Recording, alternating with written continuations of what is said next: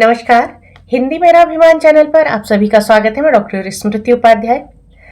आज हम बात करने वाले हैं शिकागो व्याख्यान पर, जो कि स्वामी विवेकानंद जी द्वारा विश्व धर्म संसद में विश्व धर्म सभा जो आयोजित की गई थी, उसमें उनके व्याख्यान हुए थे।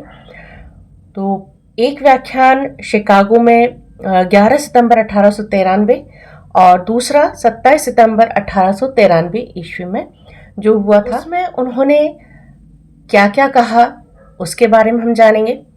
तो सबसे पहले जब उनको मंच पर बुलाया गया और उन्हें बोलने का मौका मिला, उनका जो पहला व्याख्यान था 11 सितंबर 1893 का, तो उसमें सबसे पहले उन्होंने कहा कि मेरे प्यारे अमेरिका वासी बहनों तथा भाइयों। ये उनका पहला संबोधन था।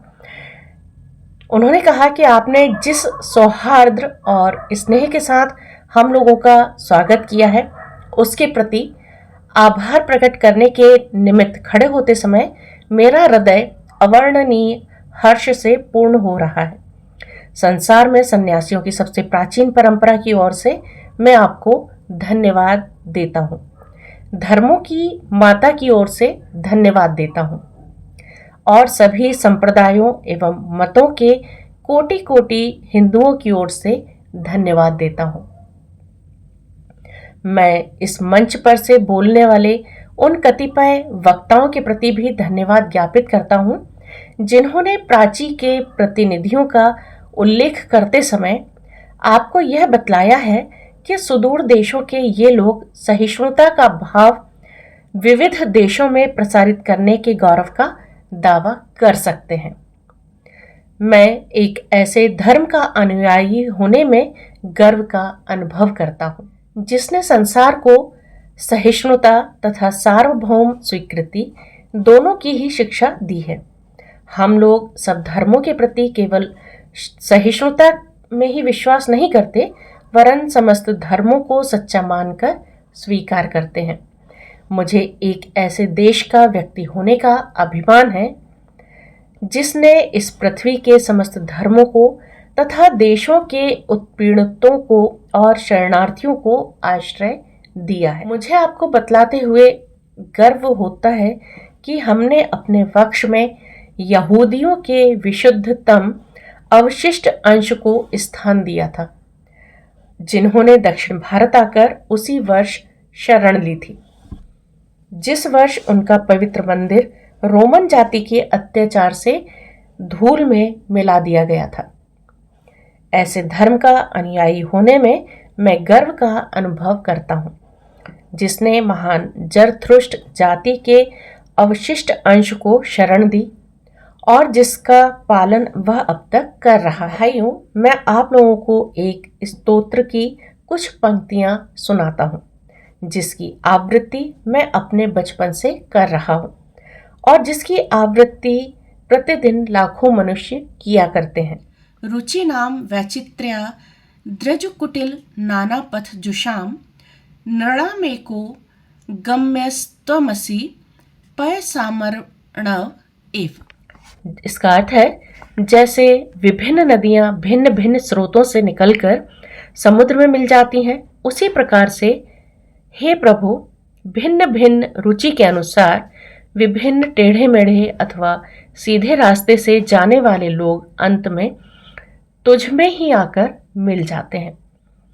यह सभा जो अभी तक आयोजित सर्वश्रेष्ठ पवित्र सम्मेलनों में से एक है, स्वतः ही गीता के इस अद्भुत उपदेश का प्रतिपादन एवं जगत के प्रति उसकी घोषणा है। ये यथा माम प्रपद्यन्ते तांस्तथैव भजाम्यहम् मम वर्तमानुवर्तन्ते मनुष्याः पार्थ सर्वशः। जो कोई मेरी ओर आता है, चाहे किसी प्रकार से हो, मैं उसको प्राप्त होता हूँ। लोग भिन्न भिन्न मार्ग द्वारा प्रयत्न करते हुए अंत में मेरी ओर ही आते हैं। सांप्रदायिकता, हठ धर्मिता और उनकी विभत्स वंशधरता इस सुंदर पृथ्वी पर बहुत समय तक राज्य कर चुकी है। यह पृथ्वी को हिंसा से भरती रही है उसको बारंबार मानवता के रक्त से नहलाती रही है, सभ्यताओं को विध्वस्त करती और पूरे पूरे देशों को निराशा के गर्त में डालती रही है। यदि यह विभत्स दानवी न होती तो मानव समाज आज की अवस्था से कहीं अधिक उन्नत हो गया होता। पर अब उनका समय आ गया है और मैं आंतरिक रूप से आशा करता हूं कि आज सुबह इस सभा के सम्मान में जो घंटा ध्वनि हुई है वह समस्त धर्मांधता का तलवार या लेखनी के द्वारा होने वाले सभी उत्पीड़नों का तथा एक ही लक्ष्य की ओर अग्रसर होने वाले मानवों की पारंपरिक कटुताओं का मृत्यु निनाद सिद्ध हो। ये शिकागो में 11 सितंबर 1893 का उनका व्याख्यान था। उसके बाद दूसरा जो व्याख्यान था 27 सितंबर 1893 का, ये सब उन्हीं के शब्दों में लिखा हुआ है। विश्व धर्म महासभा एक मूर्तिमान तथ्य सिद्ध हो गई है और दयामय प्रभु ने उन लोगों की सहायता की है तथा उनके परम निस्वार्थ श्रम को सफलता से विभूषित किया है जिन्होंने इसका आयोजन किया। उन महानुभावों को मेरा धन्यवाद है जिनके विशाल हृदय तथा सत्य के प्रति अनुराग ने पहले इस अद्भुत स्वप्न को देखा और फिर उसे कार्य रूप में परिणत किया। उन उदार भावों को मेरा धन्यवाद जिनसे यह सभा मंच आप्लावित होता रहा है। इस प्रबुद्ध श्रोत्र मंडली का धन्यवाद जिसने मुझ पर अविकल कृपा रखी है और जिसने मतांतरों के मनोमालिन्य को हल्का करने का प्रयत्न करने वाले प्रत्येक विचार का सत्कार किया है। इस समरसता में कुछ बेस्वरे स्वर भी बीच बीच में सुने गए। उन्हें मेरा विशेष धन्यवाद, क्योंकि उन्होंने अपने स्वर वैचित्र से इस समरसता को और भी मधुर बना दिया है। धार्मिक एकता की सर्वसामान्य भित्ति के विषय में बहुत कुछ कहा जा चुका है। इस समय मैं इस संबंध में अपना मत आपके समक्ष नहीं रखूंगा, किंतु यदि वहां कोई यह आशा कर रहा है कि यह एकता किसी एक धर्म की विजय और बाकी सब धर्मों के विनाश से होगी, तो उनसे मेरा कहना है कि भाई, तुम्हारी यह आशा असंभव है। क्या मैं यह चाहता हूं कि ईसाई लोग हिंदू हो जाएं? कदापि नहीं, ईश्वर ऐसा ना करे। क्या मेरी यह इच्छा है कि हिंदू या बौद्ध लोग ईसाई हो जाएं? ईश्वर इस इच्छा से बचाए।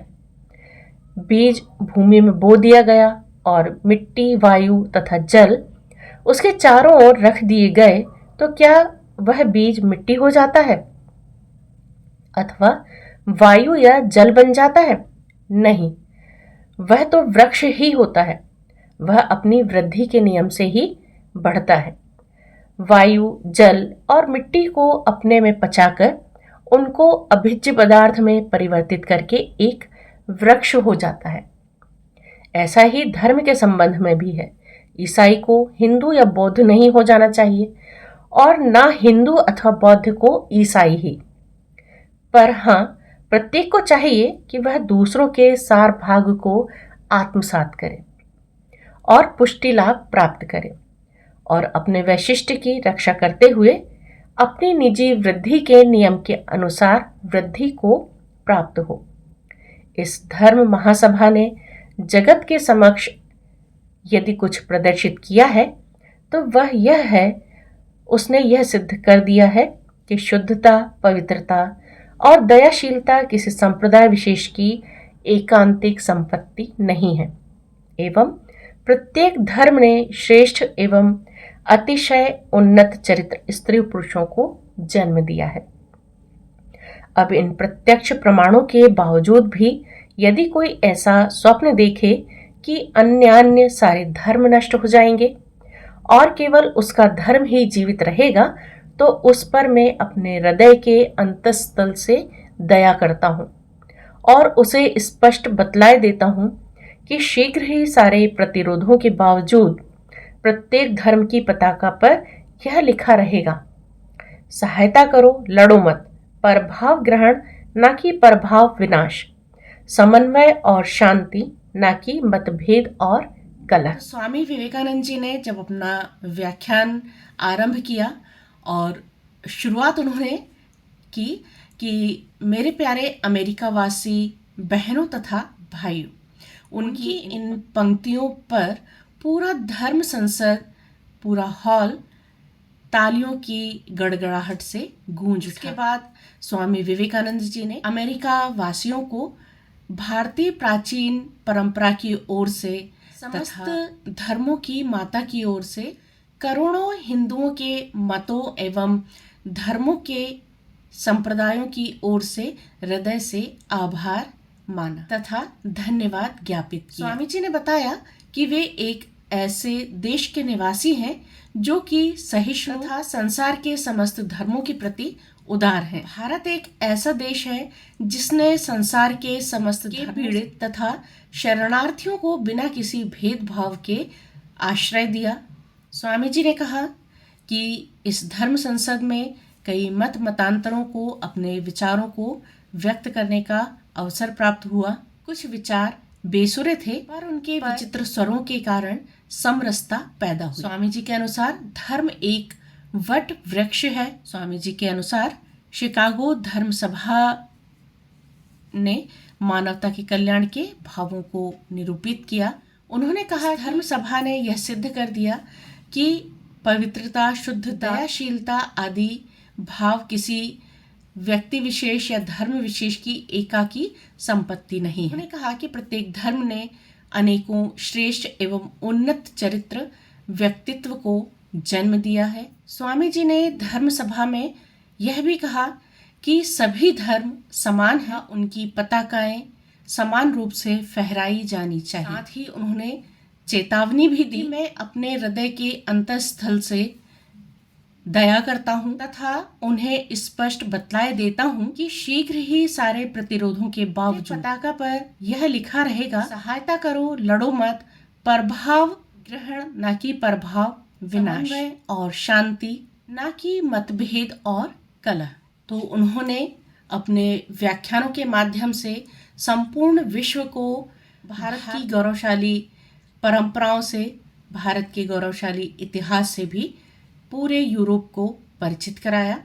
वे लगभग 6 साल तक यूरोप में रहे, वहाँ पर उन्होंने प्रवास किया और संपूर्ण विश्व को, पूरे यूरोप को उन्होंने भारतीय साहित्य, आध्यात्मिकता और प्राचीन परंपराओं से, संस्कृति से परिचित कराया। उन्होंने अपने व्याख्यानों से सबके मन को मोह लिया। सभी उनके वक्तव्य से बहुत ही ज़्यादा प्रभावित हुए। व्याख्यानों के बाद हेरल्ड ने उस समय लिखा था, सर्वधर्म सम्मेलन में बगैर किसी संदेह के स्वामी विवेकानंद सबसे महान व्यक्ति थे। उनका भाषण सुनने के बाद हमें यह अनुभव हुआ कि ऐसे विद्वानों के देश में ईसाई मिशनरी को भेजना कैसी भयानक भूल है। इसी प्रकार रोमा रोला ने भी कहा कि यह कोई संयोग की बात नहीं है कि विवेकानंद की मृत्यु के कुछ ही वर्ष के बाद सारे भारत में क्रांतिकारी आंदोलन शुरू हो गया। वास्तव में प्रत्येक क्रांतिकारी अपने पास विवेकानंद का साहित्य रखता था तथा उससे प्रेरणा प्राप्त करता था। तो यह जो व्याख्यान था वो मील का पत्थर साबित हुआ और यह हमारे लिए भी बहुत गर्व करने का विषय है कि पूरे विश्व में स्वामी विवेकानंद जी ने हमारे सनातन धर्म की ध्वजा लहराई। तो इस तरह से आज हमने शिकागो व्याख्यान स्वामी विवेकानंद जी के पढ़े। अगले अन्य किसी विषय के साथ हम फिर मिलेंगे। तब तक के लिए नमस्कार, धन्यवाद।